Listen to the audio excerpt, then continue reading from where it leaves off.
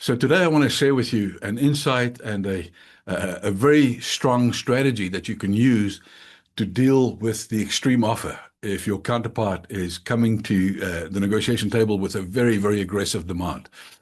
One of the clients that I work with, a very large corporation that I've worked with for many, many years, they often encounter this in their space where they do very, very high value contracts, multi-year contracts. So let's just use an example. Let's just say we have a $20 million contract over 2 years, broken up into, $10 million a year, if you will.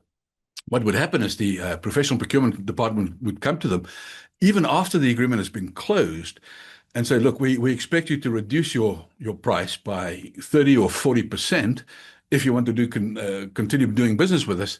Otherwise, we will be forced to move to the competition.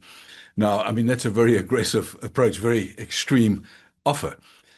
The gut instinct or the instinctive response, and most of us have when we confronted with this kind of extreme offer, is to defend our value proposition. So then we get into the discussion about why our product's the greatest, and we even challenge our counterpart, and we might say that they don't understand the market, etc. And we get involved in this kind of fact-based argument, and that never leads anywhere. Because the problem with that is now your counterpart, they might not believe that they put a reasonable offer in themselves, at that level, that aggressive offer. But you have to allow them the opportunity to save face. So if they have to sacrifice their credibility to agree with you, they're not going to do that. They're going to look for all the evidence. They're going to try and find the supporting facts as to why their demand is reasonable. So there are plenty of studies, there are dozens of studies that confirm that leading with facts almost never convinces anyone. Leading with the evidence doesn't convince anyone. Think about what happens in a courtroom, right? Litigation is where I lead my evidence, you respond with your evidence, and then we need a third party. We need a judge or a jury to make a decision, right? My evidence, I mean, you never see people in court saying, okay, I'm convinced by your evidence, judge, there's no reason for you to make a judgment anymore. I relent, I give up.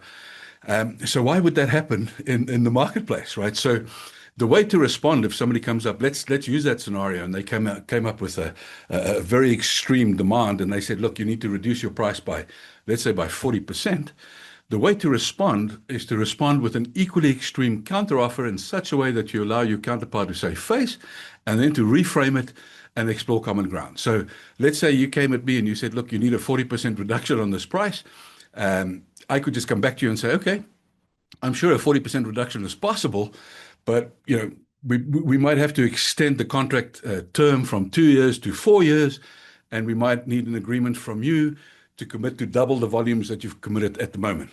So maybe that's not within the bounds of possibility, but I'm here and I'm keen to find any common ground that we can to find a solution to this need of yours, so that you reframe it and move it forward. You don't want to ever defend your position. The moment you defend your position, your counterpart will become more entrenched in their position. So the way that you do this, if you're confronted with an extreme offer, extreme demand, what you need to do is counter it with your own extreme counteroffer, because you don't want that extreme offer of theirs to serve as the anchor, as the focal point of the negotiation.